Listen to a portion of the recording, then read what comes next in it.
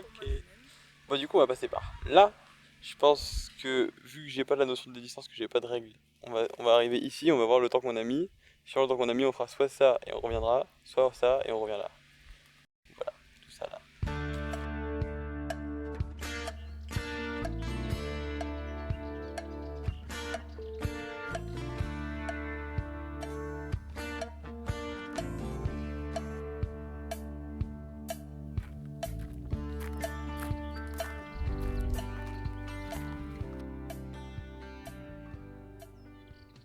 Je m'appelle Pierre, j'ai 21 ans. J'ai vécu dans le sud, dans le Luberon. Je vis pour l'amour de tout et de tout le monde. Et j'essaie d'apprendre un maximum de choses, surtout dans la permaculture et la vie en communauté.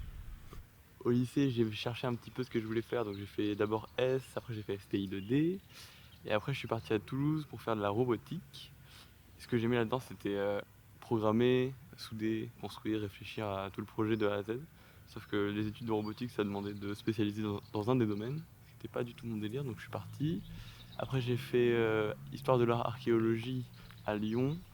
Là, pareil, le but c'était de me former pour devenir chef d'expédition, mais il y a eu le Covid, donc j'ai pas pu. Donc ça, plus le fait d'être en ville, ce qui pour moi est pas très agréable par rapport à la consommation aussi. Je consommais beaucoup et mal. J'ai décidé de changer de mode de vie. Et donc avec ma copine de l'époque, on est parti en sac à dos. On est parti on a acheté une tente de qualité, on a acheté des bons sacs, on a acheté du matos, et on est parti à pied, en stop. On dormait en nature et voilà, depuis on fait ça. Bon, après on a fait chemin chacun de notre côté et du coup maintenant je vis comme ça. Donc du coup j'alterne entre des moments tout seul en nature, des moments avec des amis et des moments où je fais du woofing. Donc le woofing, c'est euh, du travail plus ou moins bénévole en échange du logement et de la nourriture. En général, c'est dans des lieux genre fermes et écolieux, mais ça peut être tout et n'importe quoi.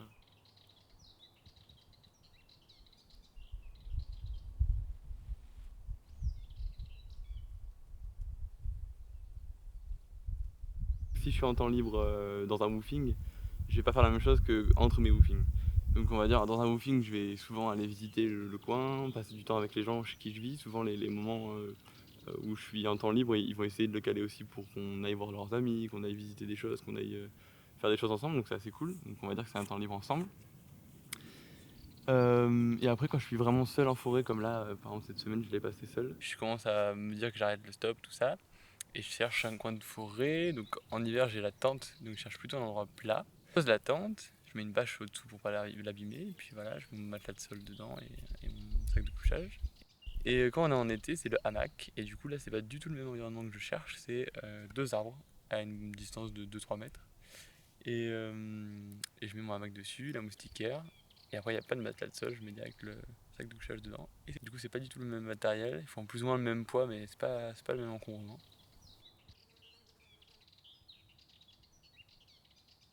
Si c'est un moment où je suis très bien, où je suis bien réveillé, je vais aller randonner, je vais aller me balader, je vais aller euh, faire plein de choses en lien avec la nature et avec moi, travailler sur moi, tout ça. Par contre, quand je suis vraiment fatigué, après un gros travail, etc., je vais plutôt me reposer, lire un bouquin dans mon hamac et basta.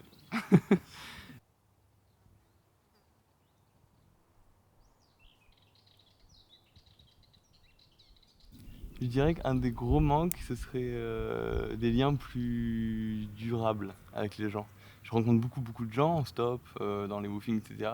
Et finalement, il y en a tellement qu'il y en a très peu qui restent en contact avec moi, ou moi je fais le geste de rester en contact avec eux. Est-ce qu'il y a d'autres manques Oui, mon matériel. Moi je fais de l'escalade et je fais de la photo. Et avec mon sac à dos, je peux pas transporter tout ça, c'est très lourd. Donc ouais, ça manque beaucoup. Euh, du coup, je cherche des solutions. Par exemple, là, j'ai le véhicule aménagé en tête. Mais ouais, ça manque quand même. Le fait d'avoir peu de choses, c'est quelque chose de bien. Ça permet de se rendre compte de ce qui est essentiel. Mais les choses qui sont pas essentielles, mais quand même plaisantes, manquent beaucoup quand même. Donc c'est beaucoup d'éléments qui ont mené à ce, ce type de chemin, on va dire. C'est déjà l'envie de me reconnecter à la nature. J'ai toujours été très en lien à la nature vu que je suis né là-dedans, mais j'ai eu l'impression de perdre ce lien petit à petit, donc je voulais le retrouver. C'est une envie de vivre des choses enfin, de rencontrer plus de gens et d'avoir un lien plus avec l'humain globalement. Donc le monde animal et le monde humain. Et une recherche de moi aussi, c'est de savoir qui je suis. Parce que j'avais une idée vague, mais j'avais envie de voir qui j'étais seul, dans des cas un peu plus difficiles où j'ai des vrais problèmes, comme comment je mange et où je dors ce soir. Et, euh, et une envie de minimalisme aussi, d'avoir juste ce qu'il faut, quoi. Pas trop de choses qui servent à rien. Voilà.